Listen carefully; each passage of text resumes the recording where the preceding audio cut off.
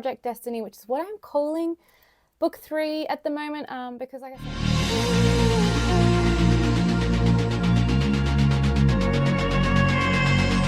hi. So what I'm doing is I'm going to take you through what I do to get my brief ready for my cover. So we are back. I am back after a month hiatus. Sorry, I went to Queensland. I had every intention of filming this before I left to go to Queensland. Did not happen. And then I had a workshop with the Forbidden Chapter, and that was last week. So we're kind of filming this in real time. So I'm going to transition you from my situation here to my computer. So you're gonna have to bear with me a little bit. But as you can see, we still have our 6,003 words. Although technically it's 6,023, I think.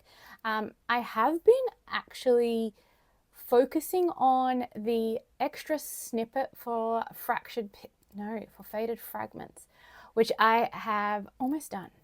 So that will definitely be coming up.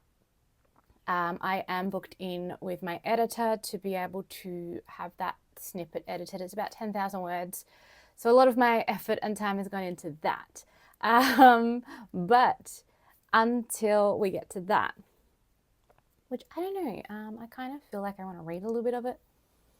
Maybe do that. But yeah, I'm going to do that. I'm going to set you through. I have Project Destiny, which is what I'm calling book 3 at the moment. Because like I said, I know what the title is. I know a lot of stuff. So with this, I'm actually going to be hiding some of the details because makes my life a little bit easier and it gives a little bit more suspense. Not even like thing, but it's more that if I put it on there, you will actually see. So what we'll actually go through will be slightly different to what I actually upload. But I'm going to go through it and we can actually do all of the stuff for submitting it. So I may be cutting and chopping a little bit, but bear with me. Yeah.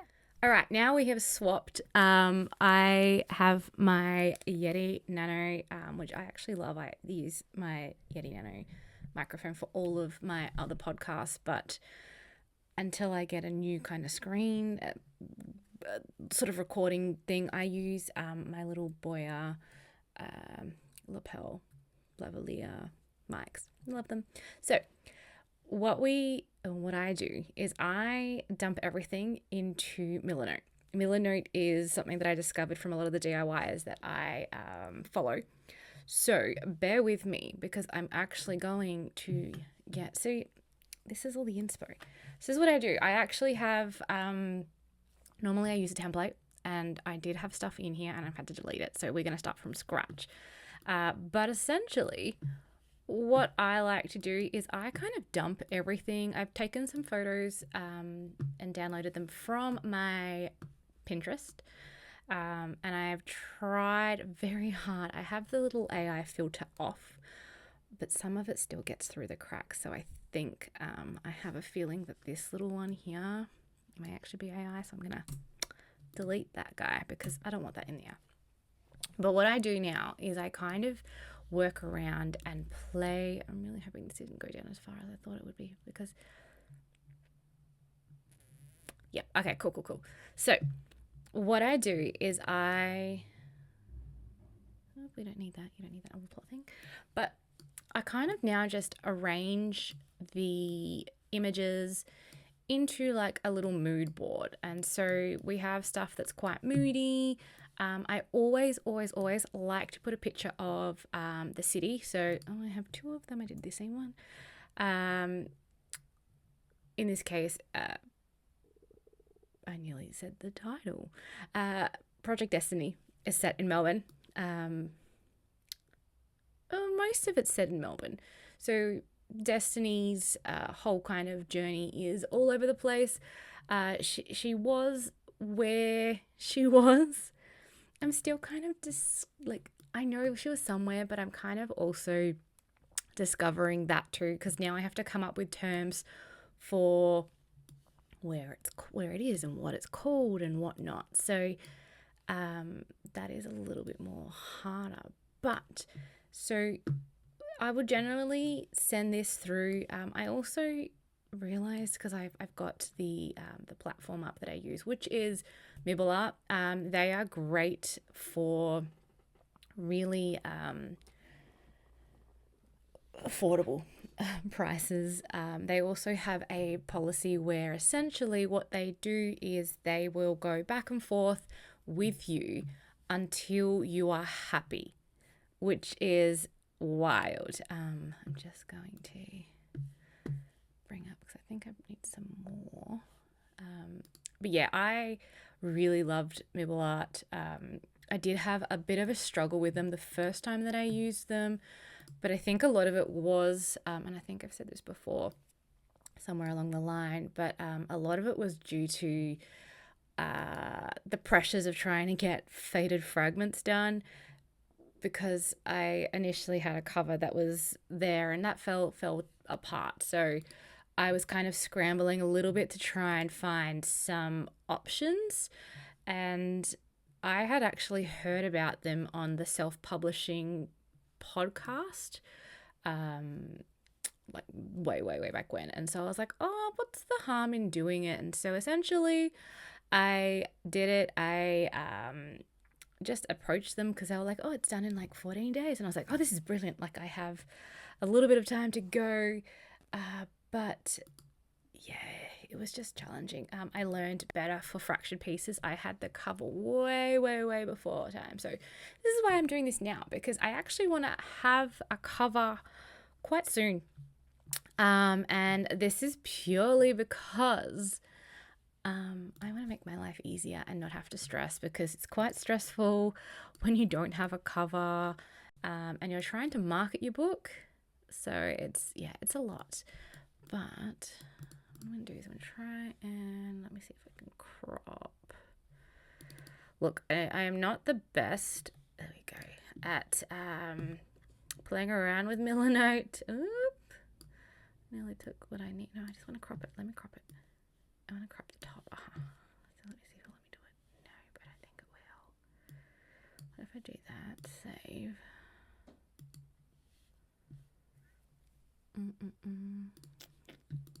It's not actually the part that I wanted to be cropped.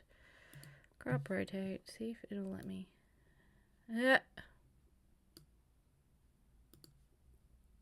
Why are you not? You're letting me crop it from here, but you're not letting me crop it from here. Oh, yeah. Alright, well, looks like we're just going to have to deal with this, and I'll just put it. Can I move it behind? I'm very mindful because I have something down the bottom here that I can't actually show you. There we go, send to the back. That's perfect. Oh, of course it does that.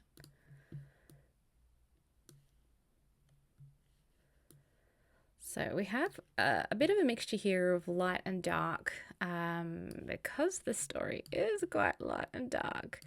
I do also like to, as I said before, put in the previous covers, because this is a series, and so I need them to, in some instances, actually talk to each other. So we have, let me just find it.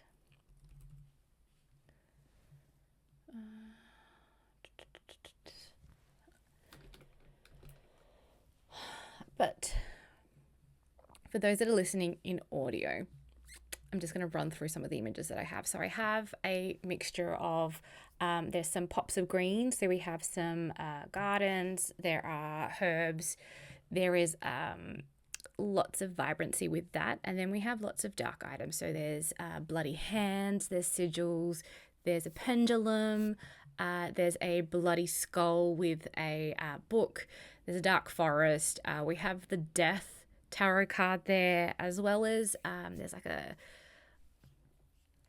witchy kind of book with some sage and some candles, as well as like a mirror and the candle kind of situation. So I'm just now trying to find the covers, which is both annoying and exciting, because now I'm looking at everything else that I've done, and it's a bit wild that we are here which is fabulous. So I might have to actually, hey, I think I saw PNG. Yep, that's fine. So we've just popped faded. So book one.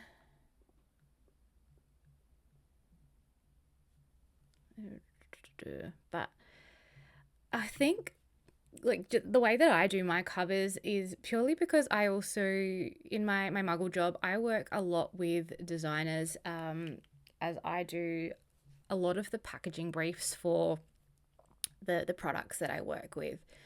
And it took a little bit of time to actually understand what they needed, because I'm not a very visual person, but they are insanely visual. Like all they kind of see is like visual things.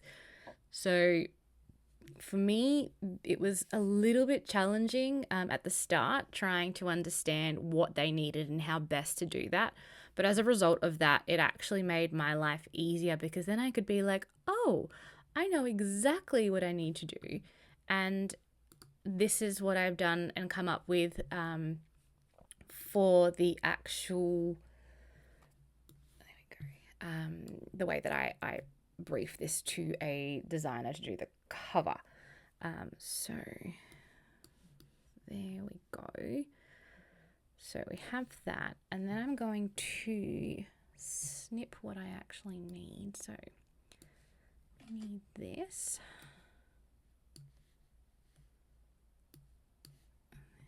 I'm going to, nope, that was terrible little snip, ignore that. Snip that. All right, so, and then we're gonna add some text. Where is my, oh, we go, no, that will work. Drag me. Okay, cover to have this motif.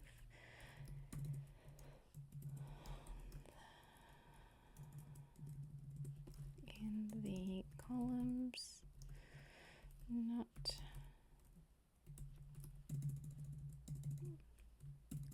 happy for it to be a different style of columns as well.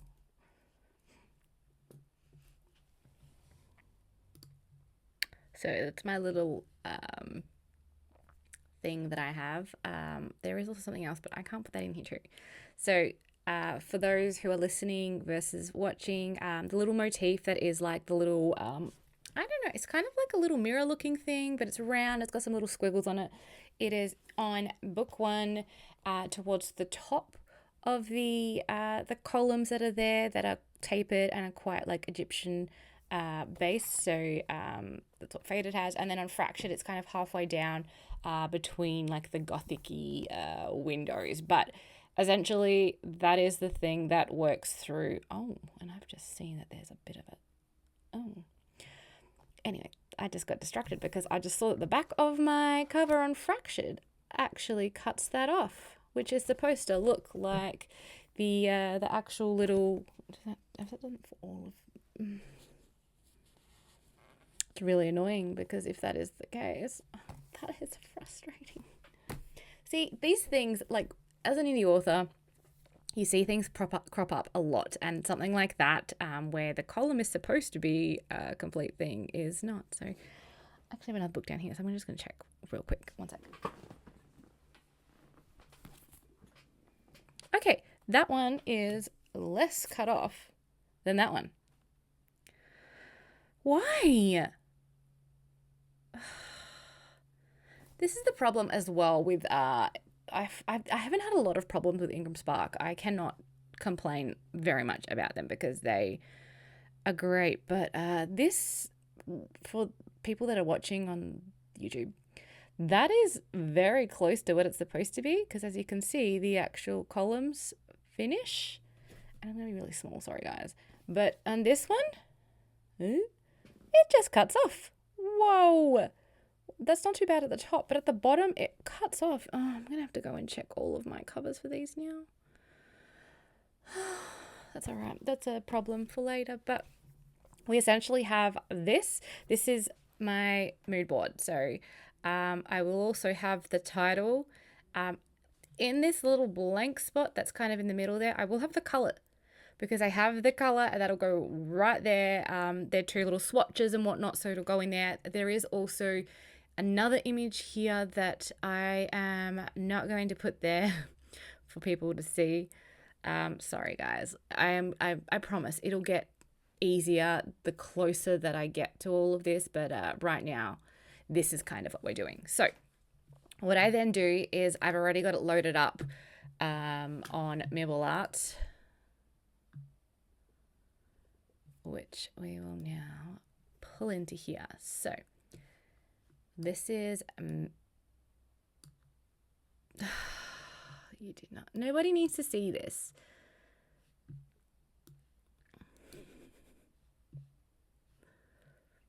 I am just gonna take this away. We're gonna edit that out. Anyway, so we have, come on.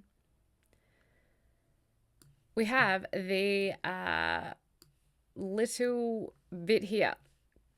So essentially this is what you'll see. I had to go and find the exact one that I wanted. So I do the custom ebook and print design. So it's $240 USD. So that's something to bear in mind when you do use Milanote. It is in USD. So if you are in Australia like me, it does become double the price, just roughly, but that's fine. So I'm just gonna do that. I've picked what I want. I generally also do my foil design, but I'm gonna do that separately because again, that's always something that I do as a separate thing. Actually, I don't know if it'll let me do it. Bookmark, social media, logo, branding. So it's kind of cool that they have a lot of that. So it is,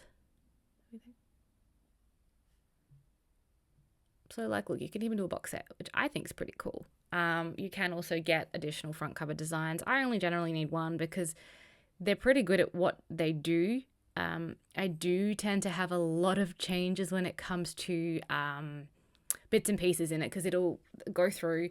Maybe I feel like I should go through all of the versions that I've had of Faded, because I actually found those the other day and I was like, wild, because the font was completely different and we went back and forth, and yeah, I might find that actually. So what they do is that you go through, you put it through the cart. It's $0 because with Milanote you actually get unlimited changes, and until you're happy with it, you actually don't need to pay anything. Nothing, which is so great, because as an indie author, we already know it is really, really like testy to try and get all of this going. But we are going to just worry about that later. So also, if the guys think you're going to get the title, you're not. Oops, what did that actually pull up before I did that? Okay, cool. Oops. It's always fun when you can't do your own.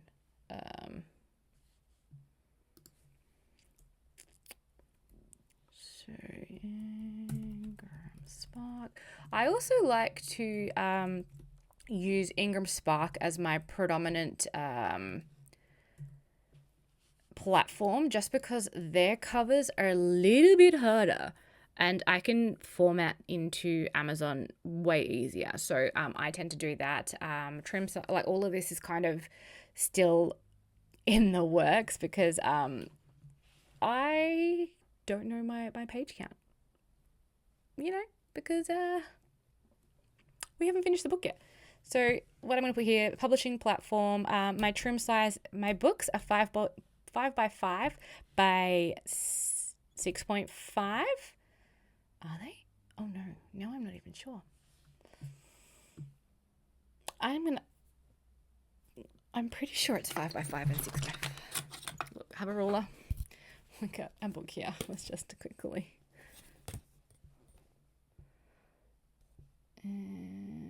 Yeah, 5 by 5 by... Oh, 8.5. We nearly made it too small. So it's 5 by 5 by 5 by 8.5. And I actually came up with that as a result of doing a poll with my people on my Instagram, because most of the standard when it comes to urban fantasy is actually like a bit bigger. And that's just... It generally is what it was. And I had that and the bigger cover, which is a 9 by 6, which is my hardcover. And I had those as like the two options. I did do my hardcovers in the 9 by 6 just because when a hardcover, like I feel like a hardcover should be bigger. So that's generally why I did that. But 8.5 by 5.5 is just a nice size. I like being able to chuck a book like that in my my bag. I think any smaller, it gets quite chunky and it's quite challenging, because I always think that the smaller like trad published books are harder. So the blurb we're going to come back to, genre is urban fantasy. You don't get a brief summary of the book or the characters or the objects or the key themes, because I'm going to do that later. My covers are object-based covers, which are perfect. Again, you don't get to see that. I'm going to put my cover books are faded fragments, fractured pieces. I need the book to complement that. Oops, can't even spell. As I am. It is a part of the series.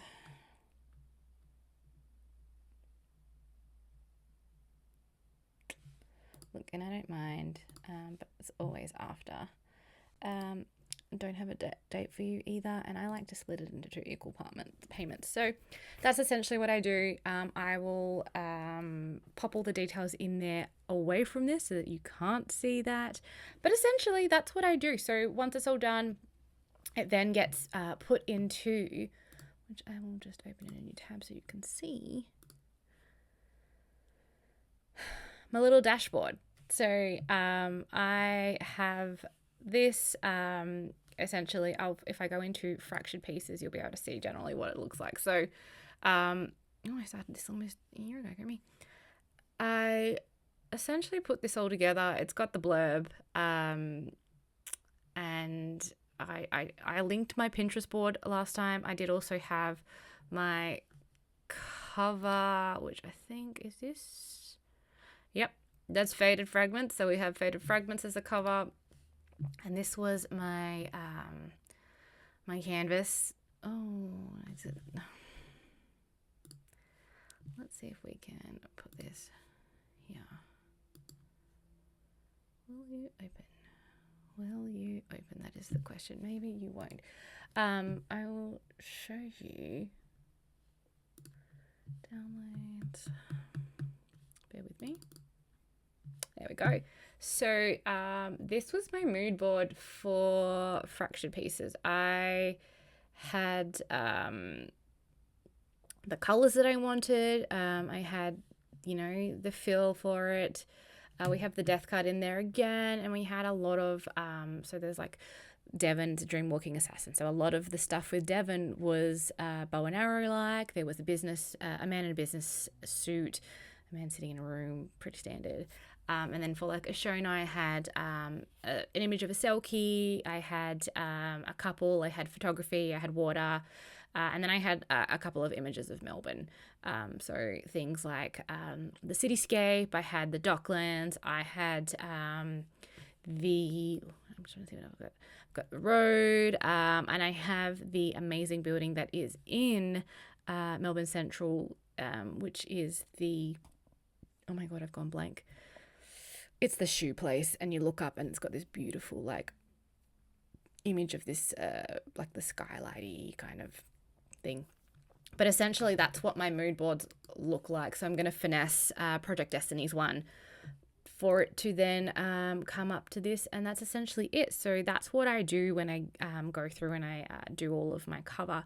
So now once I pop that in there and send that off, They will come back with any questions, and then essentially draft 1 will get done in the next 14 days. And again, from there, I'll look at it, go through it, and then, yeah. So we will definitely be going on this journey together, because it does take a little bit of time. Last time it took a while, and then by the time I had all of the blurb and stuff, because essentially they can do a very rough sketch of everything. And from there, that rough sketch, I'm gonna open that one, will be added to. So as I get all the details, as we change things, I'm really interested to see what they will do, because the coloring will be really nice, but also the motifs that will potentially be put into the columns, and how it'll look. We went from something that was quite Egyptian and mythical to something that's quite Gothic, and a lot of the Gothic theme went through it all. And then there was the waves, whereas we had the pyramids in the first book. There were the waves in the second book, and I think it'd be kind of cool to have like maybe the Melbourne skyline. I don't know, like I kind of leave a lot of that up to them. I give them what I want. They come back with what they can do.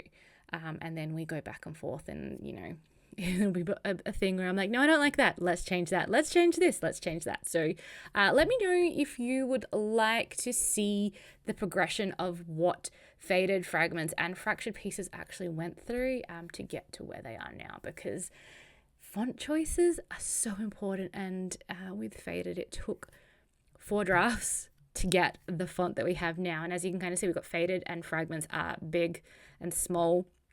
And then fractured and pieces are, again, big and small. So with Project Destiny, it's going to be interesting to see how that balances out, because it's a different kind of combination of words. Do you know how hard it is not to actually like say that, you know, I know the cover, guys. I know the cover, and I know the title. And it's like something that I have to catch myself on every time. But if you are coming along to the secret reading, which is actually on August 16th, which is very soon, it's in a month essentially, you may actually get the title name. Don't know. Just head over to Enchanting Realms. They have all of the ticket details. And you can see me and 5 other amazing authors chat and have some food with us and get to pick our brains. You can also get our books if you haven't got our books, and I am so excited because the mix of people we have is amazing. There's SK Stapper, SK May, MG Hunt, Layla Thorne, and Esther Ann, and they are some of the most amazing girlies, and I cannot wait. But until then, keep going, and I'll talk to you soon. Bye, guys.